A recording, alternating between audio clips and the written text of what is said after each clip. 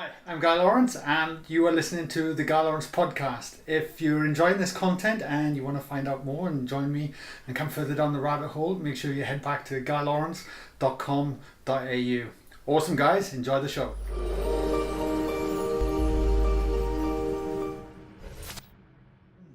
Jeff, welcome to the show, mate. Thanks for coming on. Yeah, thanks for having me, Guy. It's great to be here. Mate, it's a pleasure, mate. I gotta admit as well, mate. I was looking at a bit of your bio on your website, and I was like, oh man, this dude's covered a lot of stuff, a lot of stuff. I gotta change the bio. So, and I'm intrigued to hear this answer because I've been, it's a regular question of mine on the show for quite some time. And that was, if you were in a cocktail party and a stranger came up to you and asked you what you did for a living, how would you answer it? And right now I would just probably say I'm an artist. It's the easiest, simple way to start a conversation. And usually artist leads to more things. There's other things I could say, like that I study such and such, and that usually leads to less curiosity than artist. So and then it starts from there. Well, look, mate, like I do with all the guests on the show, would you mind just taking us like through a little condensed version of your backstory? Because I was fascinated as well because I watched your TEDx talk on science and spirituality, and I was like, that's spot on. That's my man. Like, it was so amazing how you broke it down and made us look at some of the bigger questions that we kind of aware but we're not aware, we think about but we don't think about, and I loved it. And so I was curious to, like, who's the Jeff behind that? Like, what led you up, I guess, to that point? Let's start with that first. Yeah, you want a 1 minute or 100-minute version? Yeah. The highlight reel, for sure. Yeah, okay, so first 20 years of my life were doing art and doing science and math, living kind of two separate lives. And when I got to MIT, I started working on math and physics, but intersecting those with art as I worked on robotics. And so those kind of worlds started to fuse together in ways I wasn't expecting, that I could actually have all the aspects of my life in the same orientation. And that led me to start making art that was about perception, slow motion art, optical illusion art that leverages the fact that your eyes have certain ranges of their perception, and you can actually make things that exist outside of those ranges. Wow. And then your eyes will see something that just is impossible in the universe that you know. So as I got into doing that, I ended up doing a TV show called Time Warp on Discovery Channel that was all about revealing the slow motion world. This was before everyone had a slow motion camera in their pocket. So it was about 10 years ago. And right around that time that the show ended, that was some of the most stressful time in my life. And not in the way that maybe most people experience. It was specifically because I had the job I wanted. I had the girlfriend, the good place. People recognized me on the street. I had social esteem. I had all these things and felt completely unsatisfied. And most people don't get that luxury to really notice that the things outside are not ever going to fill that internal hole of lack, that there's something more fundamental there. And so in some way I got really lucky to find out for sure that the externals were not going to ever do it for me. And that really was a turning point in my life. I really lost all the external motivation to do anything for a couple of years and started just reading. And eventually, coming from a really deeply scientific place, I wasn't even really open to meditation until I read neuroscientists talking about meditation. And then I said, okay, maybe these guys are, saying something that's valid in my time, and I can see how my thoughts are causing my own discontent. And over the next couple of years there, I just got deeper and deeper into meditative practice and into understanding consciousness evolution. The way that our mind is just the way that it happens to be in 2018. And it wasn't anything like this 10,000 years ago. And it's not going to be anything like this 10,000 years from now. But we just kind of take for granted that as soon as you're an adult, you're conscious, you just learn new content, but your consciousness itself doesn't change. And the people that are from the meditative traditions for the last thousands of years, they very clearly talk about all these other ways that it can change through further attention. And that really just started to completely change my worldview. It forced me to relax a lot of the things I knew for sure about physics. And that really started the path where I'm at now, where I spend a lot more of my attention on the limits of consciousness and really understanding human potential and where the human mind could be. And yeah, got it. Wow. It's interesting you say that, because I've pretty much been through the same journey with my company and 180 Nutrition, because I actually started the company. I was 30 grand in debt. I had a failed business. And then I just did something from heart. And I just kind of like everything, it was almost like my purpose and my passion and everything kind of aligned up for some reason. I can't even explain it, mate. And then I just kind of went for it without an outcome orientated goal. But then I kind of all of a sudden felt new success. You know, within 3 years, we were achieving business awards. We were having national media, right? And my life had dramatically changed. Next thing I went to interviewing amazing people on podcasts. But there was always this thing that I'm like, what is it? What's missing? Because as things grew, there was still an unfulfilled need within, you know, and it's bizarre. So I guess my question from that for you, like, was it like a rock bottom for you? Like, was it like a depression or a hollowness, or was it just kind of, oh, you know, I'm not quite satisfied. I'm going to start reading some books and carry on with my life.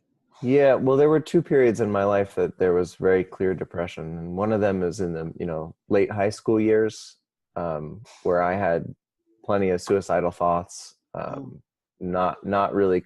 It was really interesting. You know, like life was so good in so many ways, but that hole was also so unfillable. And when it was that age, there was still plenty of dreams to orient and motivate me with that kind of thing sitting in the background. But once I was 31 and the show ended and I had nothing to look toward, then the depression was pretty deep. I didn't have any idea of what to do. So I was just kind of around for a while. Yeah. Okay. The reason why I raised that is because quite often I can see it in people myself who I meet, that you can feel that searching, that angst, you know, like I'm supposed to be doing all the right things, but yet here I am still not happy. And quite often we still look for external substances and things or whatever to keep us distracted from that. I still look for distractions all the time. It never ends. You just no. It's an asymptote. It gets closer and closer to going away. But I'm not pretending that I'm above any of that. Yeah, for sure. So what kind of helped then turn that around for you? Like, because you mentioned depression and things like that. Like, what can start to fill that gap for I guess where you're at now to where you were then? Yeah, I would say there's 2 main camps. And one of them was just if you want to call it the spiritual path, if you want to call it understanding who you are more fundamentally, that was one of the major life turning points for me, was really getting deep into studying my own mind. And there's a million different forms of meditative practice to do that. There's one tradition called Advaita Vedanta that comes from Hinduism with people like Ramana Maharshi and Nisargadatta in India. And when I started reading them, especially this guy Nisargadatta, he was really incredible, because he was a cigarette salesman his whole life. He didn't claim, he didn't sit on a high, clean pulpit or anything like that. He actually sat in his cigarette store, and it was filled with people asking him questions for 50 years because they could tell that something was really special about him. Wow. And you can look at footage of him and he's just yelling at everybody. He's a classic like Bombay Indian guy. And he's basically, if you read the translations of what he's doing, whenever anyone asks him a question, he's just yelling at how their question is based on false assumptions about reality, and how they can do what's essentially a science experiment on their own mind and then understand what they're misinterpreting about their own reality. Yeah. Wow. And as soon as I came upon that, he was the first guy that was kind of talking my language, because I was such a scientifically rigid background that you couldn't come to me through talking about blind faith or anything like that. I wouldn't have listened to you. In fact, for a while, I thought that that was the problem in our world, you know, and I was very kind of neo-atheist about my beliefs about reality. But here's a guy who's just basically giving you science experiments, and he's saying, don't trust anything I say, but look at the nature of this sense of I am, this sense of existence that comes online when you wake up in the morning, and really study what that is, you know, because we take for granted that it's the same as your personality and it's the same as your body. But as soon as you actually start questioning it, none of that really holds up. And so, you know, this is all the first branch was really getting in touch with all the lies that my mind was telling myself about reality.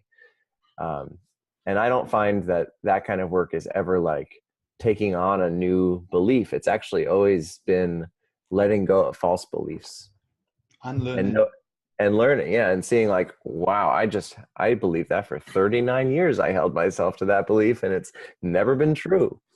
And the world seems to get freer and freer as you find your own prison. You know, as you notice the prison that you've built for yourself, it seems to start to fall down, crumble. Totally. I often liken it to like a ball of wool, and it's all tangled. And that's what we've been doing our whole life. And we're just slowly just trying to, you know, undo the knots and unravel it and learn. Yeah. Yeah. It's like the mythical Gordian knot, you know? Yeah. So yeah, I think the nature of the mind changes a lot when it starts to introspect. And, you know, some traditions call it involution. You know, we're always evolving on the outside and developing new things on the outside, but there's a certain way that you can evolve by looking deeper and deeper into the nature of your own operating system. You know, just like a computer has code, like what is the code here? Because the code tends to be the tunnel that you look through. It's not the content that you're looking at. It's just this invisible thing that interprets everything. And once you start looking at the interpretations, then the world starts crumbling. You know, your whole idea of everything starts crumbling. Yeah. So that was one major thing for me, just kind of looking inward. And the second one was doing more deep emotional work. And I had one emotional coach who just said the phrase that I wish I had heard 20 years earlier. And I hope that people listening to your podcast can just hear this phrase, because especially with depression, people don't think depression is intelligent. People tend to actually not believe any longer that our emotions are intelligent. We think that if we can get rid of our negative emotions, whatever negative means, then all we'll have is positive emotions, and that's where we'll find joy. And actually the resistance to all those negative emotions keeps us from so much of our joy. And when I started to question, like, what if all our emotions are actually intelligent?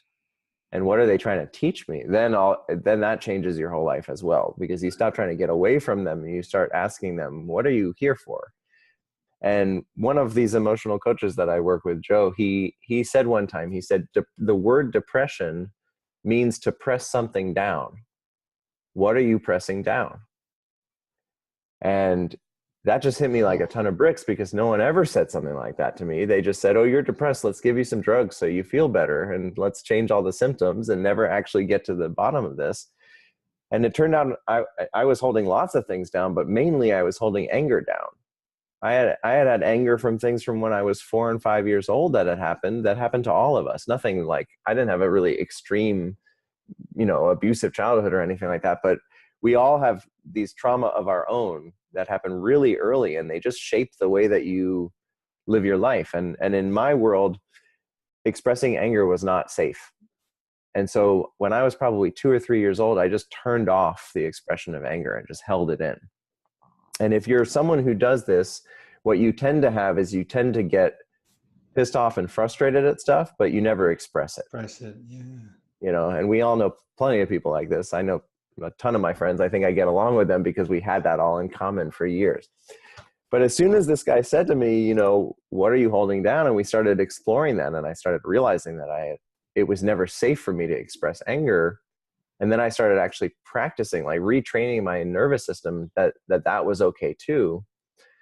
Then all of a sudden I realized that the deep sense of determination in my life and the deep sense of self-motivated action in my life, you can't have those unless you're okay with anger.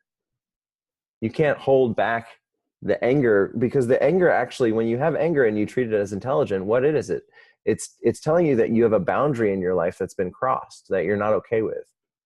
And when you look at someone like Gandhi or Martin Luther King, you see someone who's totally okay with anger. They're not like yelling at everyone because they're so uncomfortable with anger, but they feel injustice and they feel inequity in their lives, and they say that's not okay. And what I have found more and more is the more I'm okay with my own anger and my own anger at situations in the world, the more my own motivation comes back online to do things in the world, instead of to just be sitting there in depression. And I wish that people just knew that that was the case, that most people that are depressed are actually don't feel like it would be okay if they got angry. And what can you do if your body has anger and it's not okay to get angry? It has to just suffocate itself. It has to numb itself to the anger so it doesn't feel so damn uncomfortable all the time. So that was a huge turning point for me. My changed relationship with anger, which I think is still like kind of taboo even to talk about, was one of the most fundamental shifts in my actually feeling deep joy about being alive. Wow. Amazing. Amazing. And were there any particular tools you used to kind of start to look at the feelings you were suppressing? Like, if am I right in the term somatic and somatic practices? So, and somatic being what the body holds. Is that a fair? Yeah. So somatic therapies started, I'm sure they go ancient history, but the kind of modern somatic therapies started with Wilhelm Reich, who was a contemporary of Freud's. And they got into this kind of fight about the fact that trauma actually lives on in the body. It's not just your thoughts in your head. It's actually, you hold tension in your body because of things that have happened to you. And it was a way, in some sense, to suppress the emotion that you weren't comfortable feeling. And so somatic therapies, they don't just work with you in the mind, they work with you in the body at the same time. And, if I'm going into some situation that brought up anger in my life, that person I'm working with is going to get me up and I'm going to start pounding my fists on something and yelling. I'm not just going to say, oh yeah, I was really angry back then. That's, really, I'm going to actually go there with my body, because your nervous system learns completely differently when you're in your body than it does when you're learning something like on a blackboard. And I would actually say, if you want to give an experiment to all your listeners, if you're good with anger, then it'd be pretty easy to just get in front of a couch and start hitting it and start screaming. No big deal. If you're not cool with that, probably you're not cool with getting angry in regular life. And it's an amazing practice. It's so powerful to just give yourself a chance to stack some of the cushions on your couch. Make sure no one's around that's going to, the dog's not going to get too frightened or something like that. And just beat the crap out of your couch and make noise. And it feels so good once your body actually remembers the safety of that and the power that's inside a human being. We've really forgotten how powerful a human being can be physically and emotionally. And at least most of the people in the US, I don't know how it is in Australia, but we clamp down on our emotions so deeply that just letting yourself express them can just change the whole day. I know sometimes I'll do that for 3 minutes in the morning, and I'll just walk outside and the whole day will feel so crisp all of a sudden. And it's like, wow, I don't drink coffee or anything like that. I just I hit the couch. I love it. I'm going to try that in the morning. There's definitely, I'll do a meditation. I'll come out and I'll just beat up the pillow and let it loose. Yeah. Or go in the opposite order, let all that stuff out and then see what happens to the state of your mind. Yeah. One guy, I forget who it was, he said, we're not trying to, there's that line about the monkey mind, trying to settle the monkey mind. And he says, that's not what's really going on. We're trying to settle the monkey heart. And if we actually can emotionally express and we're okay with that, the mind will just sit in such a more settled space. It's sitting around because it's trying to settle all these unsettled emotions. So we sometimes try to solve this mind problem without actually feeling at ease in our bodies. Yeah. It's so interesting you say that, because and I used to talk about this all the time, that many years ago I was a fitness trainer, and I used to facilitate large boxing classes. So I'd have 30 people come into the room, and I used to crank the music up, but I purposely never wore a microphone. So I had to shout at the top of my voice. And I was doing this for 1 hour. And I always used to come out going, that was amazing. Like there was this thing that came off the back of that. And I used to do that twice a week for years. And hands down, it was therapy. Hands down. I just never had that relationship like you just spoke about then with that. Mate, a question that I wanted to ask you was, being from a science background, I'm guessing left brain, very analytical, like you said, and you had to get beyond that into the different world. And when it comes to science, and actually I got questions coming out from it. When it comes to science and spirituality, how much of a crossover do you think we're seeing now? Wow, that's a big question. It's good we have some time. There are pockets of the world right now where they take it for granted that those two are reconciling with each other. And then there is most of the world that thinks that they're like either completely separate viewpoints on the world that will never overlap with each other, or that one is a fiction and the other one is the only reality. Those are the kind of still dominant opinions in our world. In the communities that I see, there's just a deep understanding and intuition of the different ways that science and spirituality are actually different ways to tell the same story. And that's become clearer and clearer to me. The trick now is, and I can speak to this as like a recovering scientist, I think science is incredibly beautiful. And for people that aren't scientists, I would say, like, to me, the definition of science is using the scientific method to solve problems. And the scientific method is a specific thing that most people don't understand. It's just saying, okay, let's assume that this thing is true and let's try to disprove it. Okay. Let's take this theory as if it were true and let's try to cut it down as much as possible. And, when you do that with theories and you are unable to cut them down after repeated attempts, it builds this kind of strength that it's probably the case. And the thing about that is incredibly powerful. It's led to microchips and it's led to cancer drugs. And, it's like incredible understanding of the galactic and the atomic. But it's also one way to understand the world. It's one process.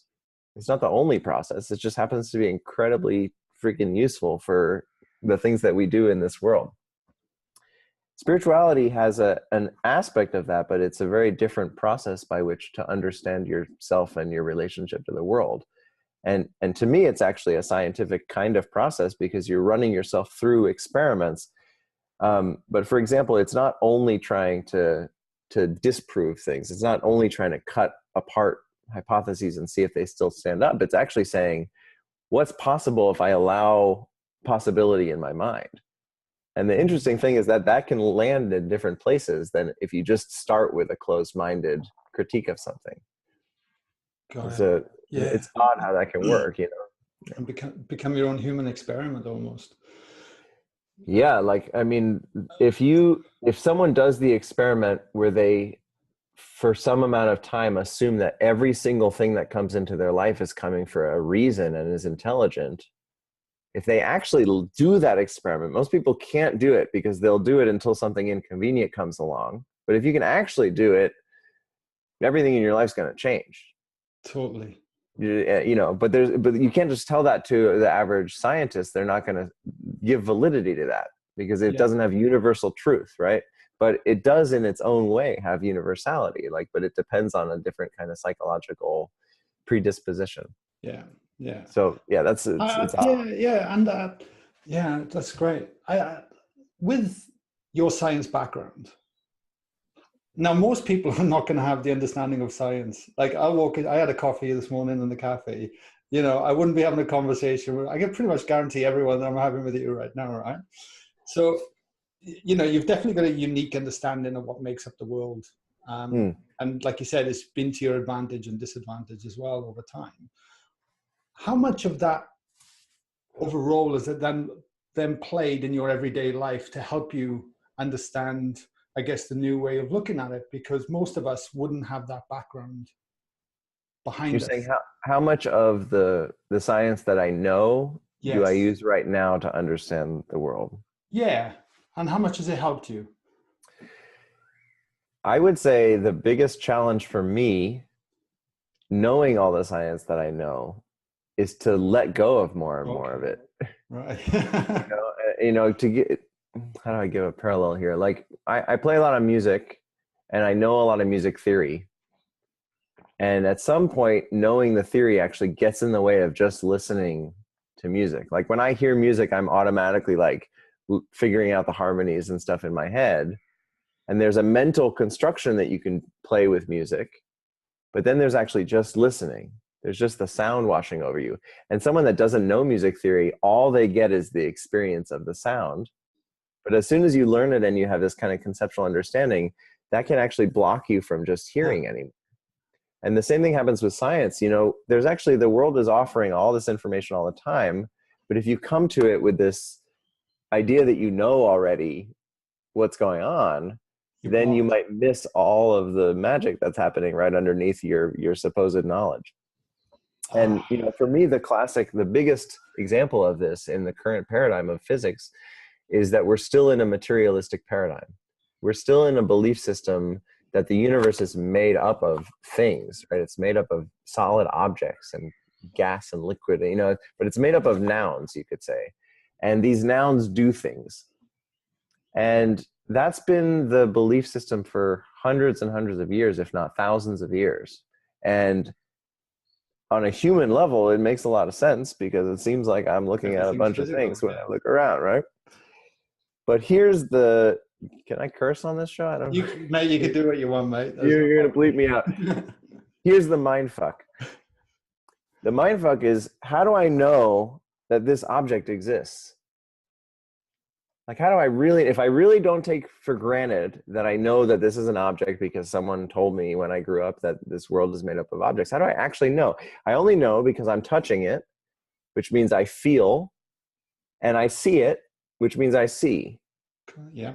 I have no proof of this thing except through my senses. And no one ever has. No one's ever seen this thing or felt this thing in another way except through their senses. And so one of the big riddles that's being, I believe, teased apart right now in the kind of crossover between science and spirituality is, what's more primary? That there's this thing that exists fundamentally that we then sense, or our sensory experience?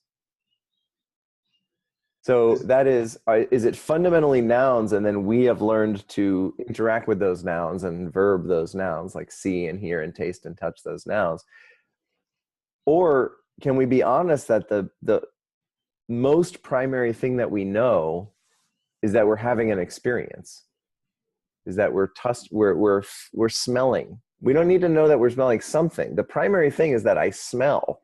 I have this experience. Right now I'm having an experience of sight. I'm seeing. I think I'm seeing you, but you're actually secondary. Like, even if I close my eyes, I can't stop seeing. Yeah. Right? It's not even gone. It's just this like purple black thing that's existing. And any object that I think exists in the world is actually secondary to the fact that I have to be here experiencing first to prove the existence of that object. So does that mean if you weren't in the room right now and there was no one in the room, would that object be there? Well, so there's two ways to answer that question. And one way is, well, there's many ways to answer that question. One is, of course, dipshit, of course, I'm not going to ask about that kind of, reality because it's so obvious.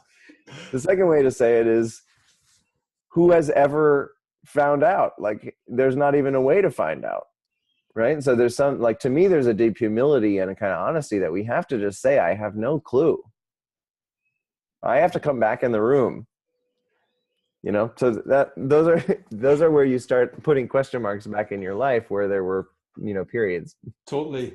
And it's triggered another question, Jeff. And I wanted to mention it on the show, and that's perception.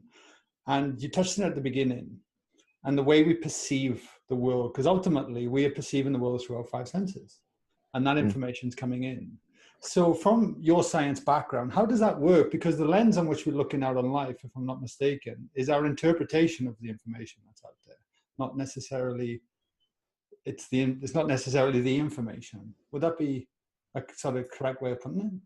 Right. So it's interesting. It depends how much we want to get into the semantics of it. Like, it is an interpretation of something, but it's also all we've got.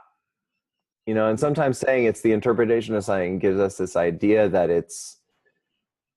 there's some other way that we get information. But it's like, no matter what, even if you're using a scientific instrument to get information, you're sensing that instrument to get it into your own consciousness. Yeah. There's no way to kind of actually just have information. It has to come through the windows that we have. And it's an amazing mystery that we have these windows at all. You know, when we try to, when I try to sit around and think about, like, what did the universe actually feel like a billion years ago? Because we didn't have like these advanced minds that we have now that can think conceptually. But there's like, maybe it's a weird thought experiment, but if you think about the experience that you're having right now, it's super complex, right? There's the senses, and by the way, there's like 12 senses. There's not even 5. There's like, the labyrinthine sense that gives you your sense of balance. There's 5 different types of touch sensing, et cetera, et cetera. You have so many of these channels coming through. And then think of something like a dog. It's got to have overlapped a huge amount of our experience, right? It has taste and touch and smell and sight and sound. It doesn't have language at all. So it can't sit around thinking. It probably doesn't think much about planning for the future. Doesn't seem like it does anyway. Yeah. But it has like a huge amount of sensory experience shared with us.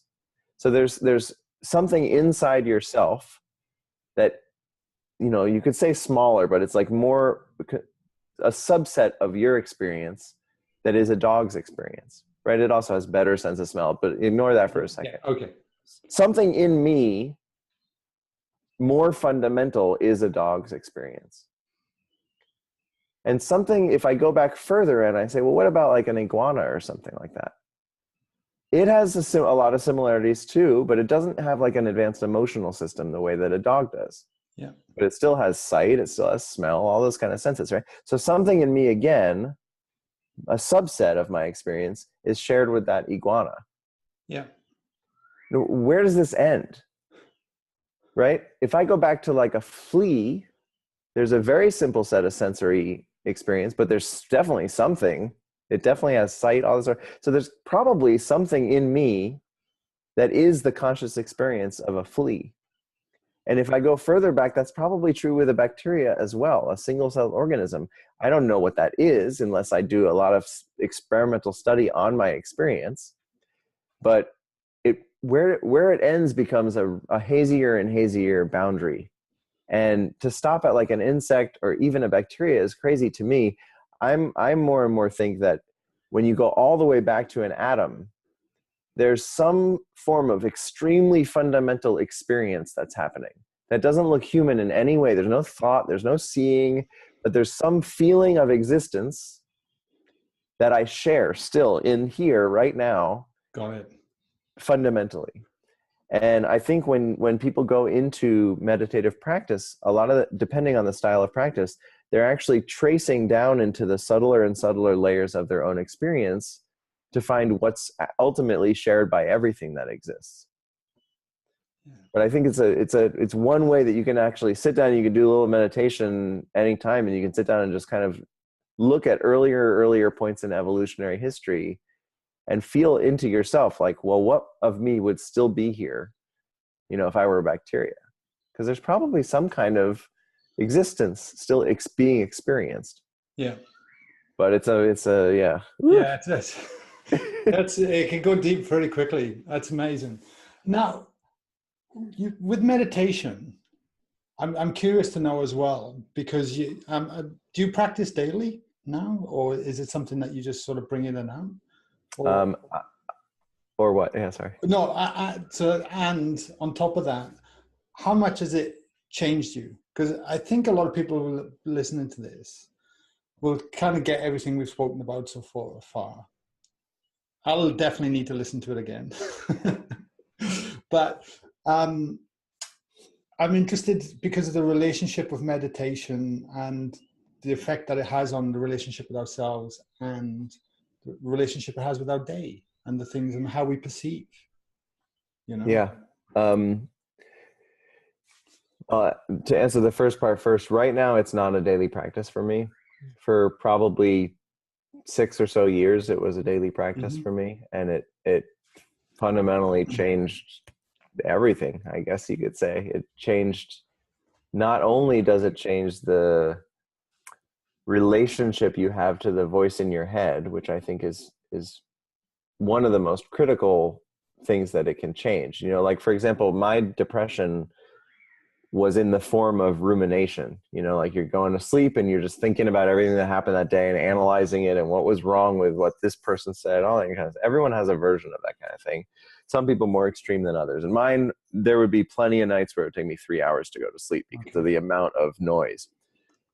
Now, you can tell someone, well, sit in meditation, and the goal of meditation is to just notice that there's a voice talking in your head all the time, and just sit with it and just notice and see what it likes to talk about. You know, no violence toward it or anything like that. Just what is going on there all day? You know, what is it focused on? And that kind of witnessing perspective on your own internal monologue it just changes everything about it. You know, even the idea, even sometimes you'll be like, God, I'm so sick of this voice in my head, right? And then you realize that that's just another voice in your head. And you're like, oh man, everything in here is just this one Gordian knot, like you were mentioning before. And it starts to give you a different sense of who you actually are. Because until you notice there's a voice in your head, you think you are the voice in the head. Yeah. And as soon as you notice it, I think one of the most fundamental things for me was that anything that you notice, you have a subject-object relationship with. You know, I notice you right now. You're the object in my perception. I'm the one seeing you. But I also notice my hands. Somehow they're an object. They're not me as the feeling of me. There's something I'm looking at. And there's me. And I can do that with my thoughts as well. And that's really a puzzling thing. Because as soon as I notice, oh, there's a thought, wait, I'm this thing listening to this thought. This thought is not me. You know, I'm there when the thought comes and when it goes. And this feeling of me stays exactly the same. So what's that about? You know, and to me, it's like if someone actually studies that even for 5 minutes and gets really confused, what greater motivation for meditation is there? Because then you're on the hunt to understand this puzzle, this deep mystery about something that you've been taking for granted your whole life. Yeah, love it. And then the moment you can start observing that more and more, the more then you don't have to buy into the thought right there. Right. Yeah, there's active practices of thought deconstruction. You know, the mind is so good at arguing for stuff. If you catch yourself believing something, you can invert the belief and see if your mind can argue for the exact opposite. And probably your mind can come up with reasons to believe the exact opposite. And there's these ways to kind of like notice that your mind is just making up theories all day long. It has no reason that any of them are true. And every time one of them comes up, it believes that they're true. Yeah. Like it's got a pretty bad track record, actually. Oh, it's a shocker, mate. It's a shocker, right? Have you ever done silent retreats? I'm curious. Yeah, I've done a couple. I think we are so prone to distraction in our world that sometimes just like biting the bullet and saying, I'm going to give myself 10 days to really see what's going on in here. I think is very illuminating for myself. Okay. For anybody. Yeah, I've not done one yet, but it's on my to-do list. I'm just sort of getting my new business in a position where I could probably disappear for 10 days and do it. But I'd be intrigued to see what comes out of it, because I've had several friends that have done them and they've always come back just like some belief or construct they've built their whole life on kind of gets broken, and the lens has just changed again, you know, and it's quite amazing. So I'm definitely curious. For sure. Yeah, I think it's well, yeah, now that you brought it up, I'd feel remiss if I didn't say, like, there are arguments to be made that almost all of our culture exists specifically because of how uncomfortable we are if we are sitting in an empty room. Well, anyone can try it, you know, sit down for 10 minutes and don't do anything. See what happens. You know, it's like, you watch people in a line for 30 seconds and they're antsy to be on the next thing, right? it made me laugh. Sorry, there was this. I can't. And I'm paraphrasing you. And there was a study, and they threw. Was either a kid in a room or a couple of kids or something, and they had to be in there for 10 minutes. And they said, and there was a machine in the middle. And they said, don't touch that machine because it's gonna hurt, like give you an electric shock if you do. But he got like, and they kept putting these people in the room by themselves, I think, and I think nearly everyone ended up touching the machine. I get this exact thing is why humans go to war. You know, it's really deep. It's the incessant mind, the need to do, and where is it getting us? Yeah, people would rather shock themselves than not do. So, I even told a friend one time I was going on a meditation retreat, and she was like, oh, I'd love to go on one of those. I need some time to think about some things. And I was like, that's not what it's about. But people just want to, I like to think of the mind and thoughts as life forms on their own. And like, they just want to stay alive. Life forms just want to stay alive, just like a human being wants to stay alive. Like the beliefs in your head, they want to stay alive. And usually they want to stay alive because if they let go, you're going to have to feel something that you haven't been feeling, that you don't want to feel. You're either going to feel loneliness for the first time in a while. You're going to feel grief that's left over from something from a long time ago. You're going to feel rage about something. Like the mind, it's very wily. It's a very tricky machine. Like it will actually get you in a mindset where you're unhappy and you're frustrated at it, all to actually keep you from a way more difficult to feel emotion.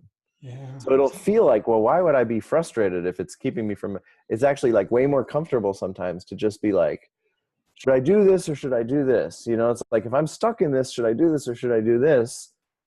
You know, with my career or whatever, that's actually potentially way easier to feel than, wow, I feel worthless. Yeah. Wow, I don't feel like I have purpose.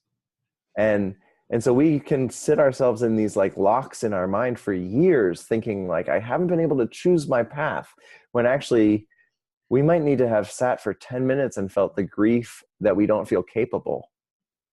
And like all this activity might have been trying to just keep us from feeling that for 10 minutes once. Yeah. And so goes the world. Yeah. Yeah. It's so true, that we avoid those feelings. And it takes courage. You know, I think it definitely takes courage to start looking and unraveling. I agree. I would say most people, you know, if you're sufficiently comfortable in life, you're probably not going to start looking at that kind of thing. Of course. You know, for me, it was actually the motivation of depression, the motivation of deep pain that is the deepest motivation, right? Like what motivates us like pain? It's just like you can't ignore that kind of signal. Yeah. It's funny. Hey, we always, I think it was something like Tony Robbins said this, but we move quicker away from discomfort than being pulled by our dreams. You know, so we quite often need to get uncomfortable to then pursue and slingshot us into the other direction that we've always wanted to do, but we've just kind of gone, I'll do it next week. Right. You know, that kind You're of right. thing. Just to wrap up this little bit of questions for our listeners then, let's say somebody's listening to this, they don't meditate, they don't know where to start, they're curious about looking within. What one tip would you give them, like a practice daily or something? Or what would you suggest to somebody? If I stopped you on the street, you had 2 minutes with me, I'm like, man, where do I start? Like, what would you suggest? I would give you 2 really quick tips. Beautiful. One of them would be, notice there's a voice in your head. It sounds a lot like your actual mouth voice, but it's not the same. It speaks the language that you speak out loud, but it's not saying the same sound. And notice that that's not you. And if you can notice continuously that that's not you, everything in your life is going to change. And if right now you're listening to this and you're saying, I don't have a voice in my head, that's the exact voice that I'm talking about. It's that thing that you didn't say out loud, I don't have a voice in my head. It's just this thought. And if you can notice, whoa, I had this thought, like everything will change. That to me is part 1. And part 2 is see what happens if you believe that your emotions are intelligent. Every other animal that we know of that has an emotional system uses its emotions to determine every decision it makes in its life. And every one of those animals is incredibly intelligent. And human beings are the only ones that I've seen where we have that same emotional system and we totally don't trust it at all.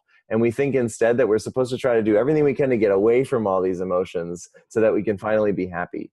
And in my experience, it's actually the more I'm able to accept all of the emotions as forms of intelligence in my life and learn to love them, the more I find real joy. It's not from getting away from some of them. Yeah. And I that would be the experiment I would want someone to try, is like to look for the intelligence inside their feelings. Yeah, I love it, mate. Perfect. Thanks for that. Mate, Yeah. I'm going to change gears. I got a few Yeah. questions that I ask everyone on the show. Let's do it. So the lightning round. Yeah, no, this is not lightning. They've sparked off some more deep conversations on previous podcasts, but we'll see where it goes. Cool. What's one of your biggest failures you've had, right? But later in life turned into a win?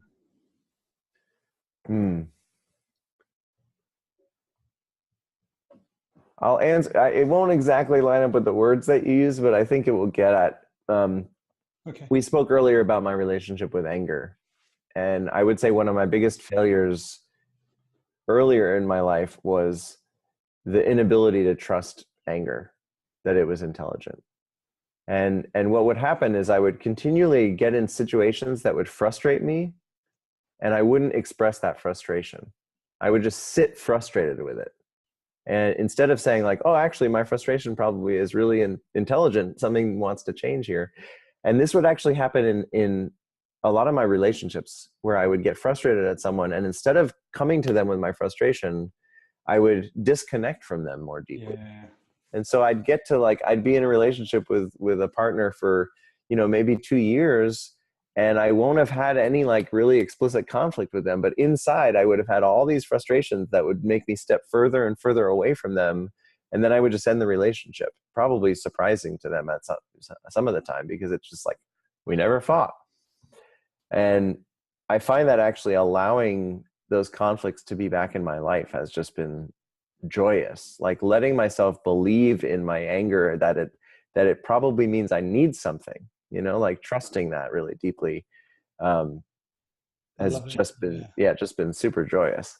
Mate, that's huge. And, I think everyone listening will be able to relate to that at some level. I know I'm very guilty of that. And the one thing I try and remind myself these days now is about just living my truth. And if it needs to upset another person, but I feel this is what's right for me, then it needs to be said. And it's uncomfortable often, and I hate it. Like I'm definitely a lover, not a fighter, man. But at the same time, there's, and the more I've been doing that too, the more I feel I own myself, and it's been very empowering. So thanks for sharing that, mate. Yeah, and I want to, since we talked several times about anger, I don't want to give the misperception that what I'm saying is that you should go to your partner and be like, you worthless piece of shit. That's not what I'm saying. I'm saying that if you're feeling that, then probably you have a need that is not being met.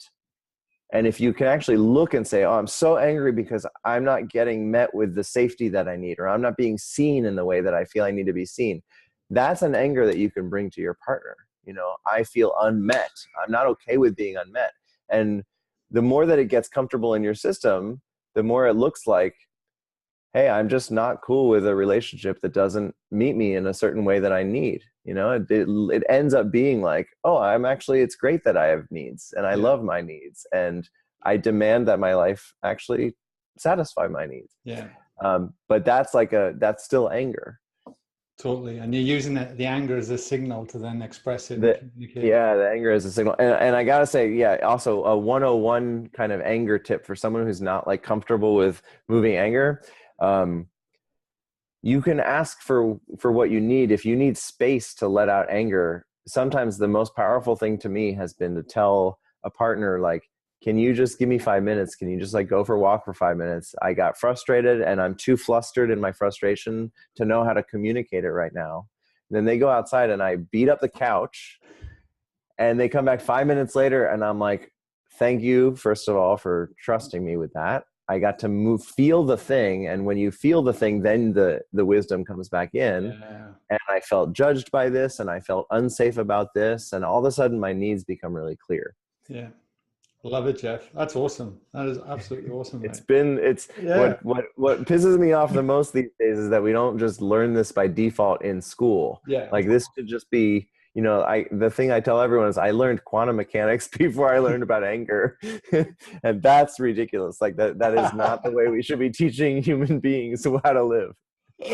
Oh, mate, I know. And the thing is, like you said, it can hold us back for 10, 20, 30 years or a lot of our life.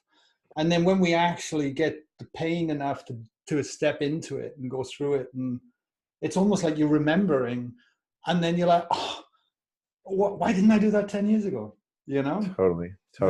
Yeah. But I guess we need to learn from them and keep going, right? Well, I mean, say, for example, in this case, like the fact that it took so long for someone to tell me about anger is one of the main motivating factors that is propelling me to work on getting this in education. Yeah. So it's like, it needed to happen that way almost. Yeah, it happens that way. And hopefully it doesn't always have to happen that way. But, Yeah, of course. Yeah, it's funny how our trauma and our pain also become our deepest gifts. Yes. We often don't like to give any, acknowledgement to our pain, but it's like, man, all the things that are deepest to me that I love the deepest come from those pains. All my capabilities of listening to people now and working with people on their own transformation come from my pain. Yeah. Inextricably linked. Totally. Mate, I got another great question for you. Yeah. All right. If you could have dinner with anyone tonight in the world, no time frame, it could be from the past, present, wherever, and you could have dinner with them tonight, who would it be and why? Yeah, right now I think it would be Einstein. Oh. It might be Buddha. If Buddha was historically an existing human being, I'd have a lot of questions for him, and maybe really similar questions for Einstein. For me, I've been letting go of the kind of physical paradigm that I learned, the way that physics talks about reality. And I think actually Einstein had a lot of incredible ideas about physics that didn't make it into the mainstream. He has this line where he said, time and space are not conditions in which we live, but modes by which we think. And that's kind of like how we started this conversation, that you are the proof of the object, not vice versa. I think he was actually speaking about that, 100 years ago. Yeah. And I think there's ways to look at things like E = mc squared in terms of consciousness and not just a materialistic universe. And I would love to brainstorm with him about how that might be all coming together now. I bet. I watched that show Genius with my wife a few months back. I don't know if you saw it, but no, what's that? Oh, it was a TV show on Einstein. Like they made it based on the book. Yeah, it was wonderful. I learned so much. Yeah, totally. I highly recommend people checking that out, mate. Now I don't need to have dinner with him. I'll just watch the series. Well, what's the one thing about yourself most people wouldn't know?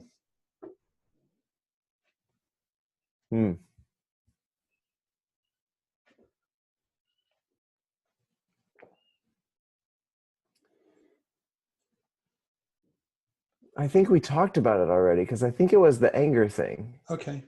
I would say the fact that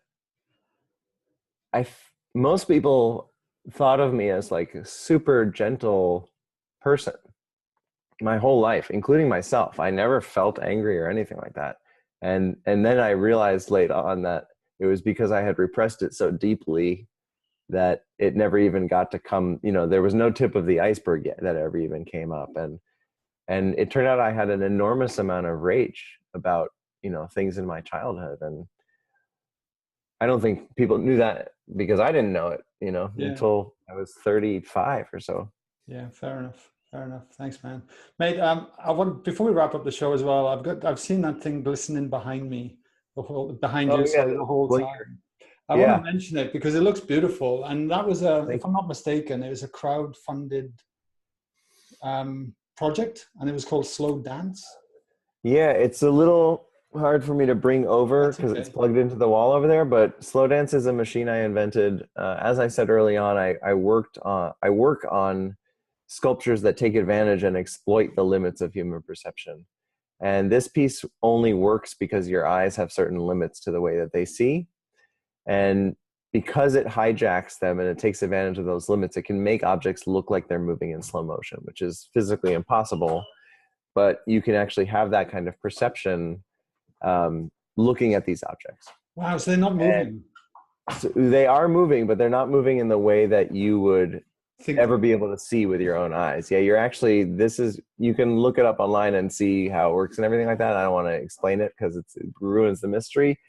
But yeah, you're seeing about 1% of the actual reality that's going on. And because of that, I can make them do things that are completely physically wow, impossible. wow. And I would just put in my plug, which is wondermachines.com if anyone wants to buy one. They're Definitely. Do you still ship about all around the 1,000 world? for sale. They ship all over the world. Yeah, we ship plenty to Australia. Oh wow, it looked amazing. When I saw that, I was like, how the hell did he do that? Like Mm, it looked magical. Definitely. yeah, Yeah, yeah. It's certainly been amazing I worked on it for about 2 or 3 years before anyone got them in their hands. And so it's been really special. In the last 2 months, I shipped about 2,500 of them. And Oh the wow. response has been really beautiful. One person said he gave them back faith in humanity, which was, that was one of the best comments I've ever heard about something. Oh, it's something you'd resonate with straight away. Like I looked at that and I was like, oh my God, I gotta get one. It's beautiful. Mm. Absolutely Yeah, beautiful. I think if it does its job well, it makes you remember what being a kid feels like, Yeah. where you're just looking at stuff, you're looking at the magic that's all around you. And Wonder, yeah.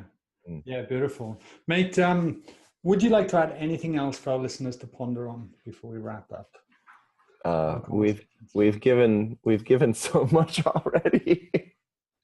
It's hard to think of anything specific, although the first thing that comes to mind is you were talking about those little experiments, and one other one just came to mind just when you asked the question. Now I don't know why, but it was to ask yourself if you've ever been able to leave the present moment. Most people take for granted that there's a future and a past, and when you start to question where life actually happens, um, you can't get away from right now. Right now. And for Yeah. some reason, we some of us, I have been a victim of this for sure, where I've prioritized the future and the past over the present so deeply in so many ways that it actually took away where life really happens. So I Beautiful. think that's another interesting experiment. It's like, see if you can actually get to the future or the past. Yeah, yeah, and get out now. Totally, mate. Totally. For everyone listening to this and they want to get more of Jeff Lieberman, where can I send them to, mate? Yeah. Yeah, they can go to my website, which is bea.st, the word beast. Got it. And if they want to check out the slow dance, could you repeat the website for that too? Yeah, thank you. It's wondermachines.com. Wondermachines.com. Beautiful. Yeah, I'll link in the show notes anyway, but I certainly recommend everyone checking them both out. And Jeff, I just want to acknowledge you, mate, A, for coming on the show, and B, for everything you're putting out there in the world, mate. It's amazing. And you've certainly inspired me unknowingly, probably, when I stumbled across you over a year ago with your work. So I just want to, thank you. I'm deeply, deeply happy that you came on the show. And that was amazing. Absolutely amazing. Yeah, thanks so much for having me, guys. Really fun talking. You're welcome, mate. Thank you.